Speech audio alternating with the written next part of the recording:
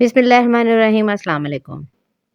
बगैर कद्दूकस किए, बगैर घंटों मेहनत किए, मिनटों में तैयार करेंगे इतना शानदार और क्रीमी मज़ेदार सा गाजर का हलवा, जिसके लिए आपको ज़्यादा मेहनत नहीं करनी पड़ेगी। घंटों का काम मिनटों में और रिज़ल्ट इतना परफेक्ट आएगा कि आपका दिल खुश हो जाएगा इसको बनाकर। तो आप इसे ज़रूर ट्राई कीजिएगा और मुझे ज़रूर बताइएगा। तो इसके लिए हमें जिन चीज़ों की ज़रूरत है हम वो देख लेते हैं। उससे पहले मेरी आप लोगों से रिक्वेस्ट है कि मेरे चैनल पे अगर आप लोग नए हैं तो मेरे चैनल को लाइक करें, शेयर करें और सब्सक्राइब करें और साथ लगे हुए बेल आइकन को ज़रूर प्रेस करें ताकि आपको मेरी हर आने वाली वीडियो का नोटिफिकेशन सबसे पहले मिले। तो हम अपनी रेसिपी स्टार्ट कर लेते हैं। बिस्मिल्लाहिर्रहमानिर्रहीम।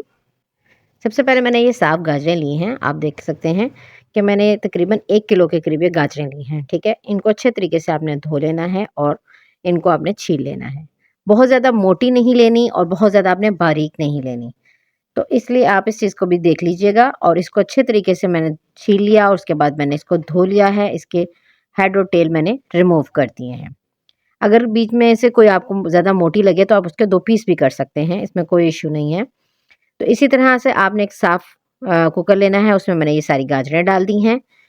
जो मुझे साइज़ में थोड़ी-सी बड़ी लग रही थी, उनके मैंने छोटे पीस कर दिए हैं। साथ में मैं दूध डालूँगी इसमें तकरीबन 1 कप के करीब।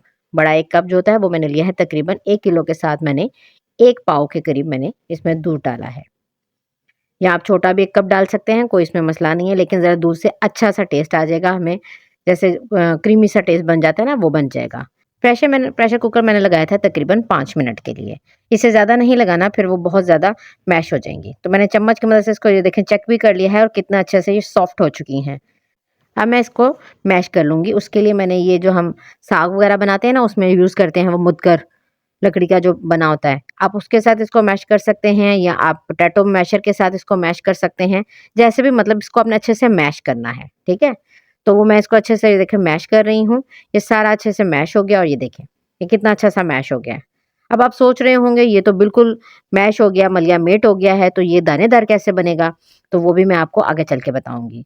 तो अब ये देखिए मैंने अच्छे से इसको मैश कर लिया है और साथ में मैंने इसमें जो दूध था वो सारा खुश्क भी कर रही हूँ, ताकि वो अच्छे से खुश्क हो जाए और हमें फ्राई करते हुए ज़्यादा टाइम भी ना लगे। हाई फ्लेम पे कर रही हूँ ताकि जल्दी-जल्दी से हमारा काम मिनटों में हो जाए। अब ये देखें, ये अच्छा-सा इसका दूध भी मैंने खुश्क कर दिया है सारा, ये देख सकते हैं आप, ये ऐसे रेडी हो गया। अब इसको हम एक साइड पे कर देंगे और ये देखें, कितना अच्छा-सा ये हो रहा है। तो इसको तकरीबन 2 से 3 मिनट लगेंगे इसका दूध खुश्क होने में, ठीक है? अब मैंने एक साफ सी कढ़ाई ली है, उसमें मैंने घी डाला है तकरीबन हाफ कप के करीब।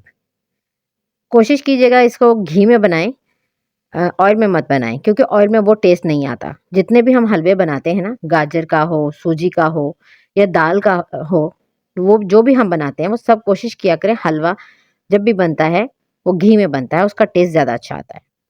घी गरम हो गया तो उसमें ये जो हमने मैश की हुई सारी गाजरें रखी हुई थी ना, ये सारी मैंने इसमें ट्रांसफ़र कर दी हैं और इसको डालकर मैं अच्छे से अब भूनूँगी। हाई फ्लेम पे भूनना है आपने, ताकि इसका जो पानी है वो अच्छे से खुश्क हो जाए और इसकी बुनाई भी अच्छी-सी हो जाए।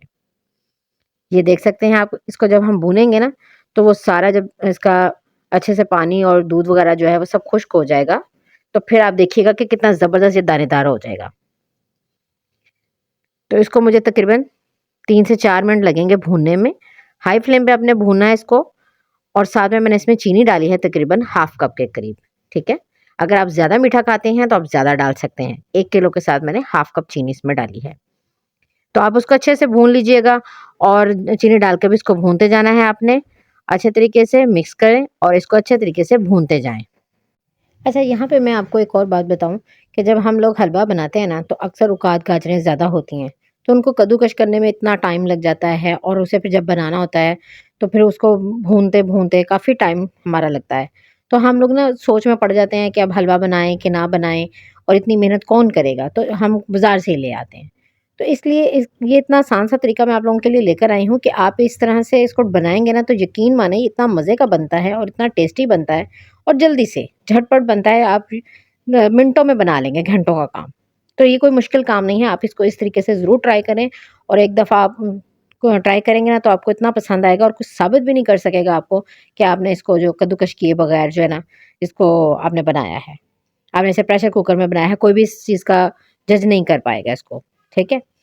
तो ये देखिए अब मैंने इसको ना भून रही थी, तो भूनते-भूनते इसका सारा अच्छे से पानी खुश्क हो चुका है।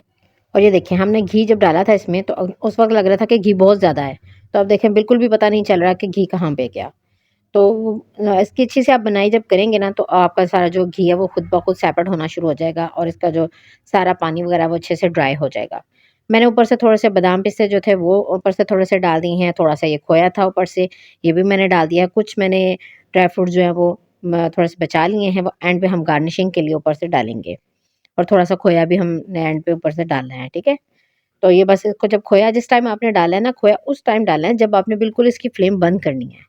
खोया पहले से नहीं डालना, खोया बिल्कुल एंड पे डालना है। जब आप ये समझ लें कि अब आपका अच्छे से हलवा जो है रेडी हो चुका है, तो बिल्कुल आखिरी स्टेज पे है ये समझ लें, तो उस टाइम आपने खोया डाल के सिर्फ़ उसको कह लें ना 30 सेकंड के लिए बस आपने हाई फ्लेम पे उसको मिक्स करना है और साथ ही फ्लेम ऑफ कर देनी है आपने। ताकि जो खोया ना वो बिल्कुल ऐसा ना हो जाए कि घुल जाए, बिल्कुल पता भी ना चले। थोड़ा-सा बीच में नज़र आना चाहिए, वो अच्छा लगता है। तो ये देखें इसकी फाइनल लुक।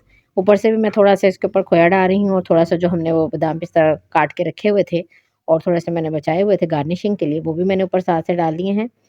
और साथ में मैं ऊपर से ये देखें प्यारा-सा ऊपर थोड़ा-सा बादाम मैंने कट करके रखे थे, एक फूल बनाएँगे हम इस तरह से, ताकि इसकी अच्छी-सी लुक लगे ना और खाने में मज़ा भी आए। देखने में जब खूबसूरत चीज़ होगी तो खाने में भी उतनी मज़े की लगेगी। तो ये देखें, ये इसकी फाइनल लुक है और मुझे यकीन है कि ये आप लोगों को बहुत पसंद आएगा। आप इसे जब ट्राई करेंगे तो आपका दिल खुश हो जाएगा कि इतना मज़े का ये बना है। इसका टेस्ट भी बहुत मज़े का है और क्रीमी टेस्ट है इसका और दानेदार भी बना है। आप इसे ज़रूर ट्राई कीजिएगा और ट्राई करके मुझे ज़रूर फीडबैक दीजिएगा कि आपको कैसा लगा।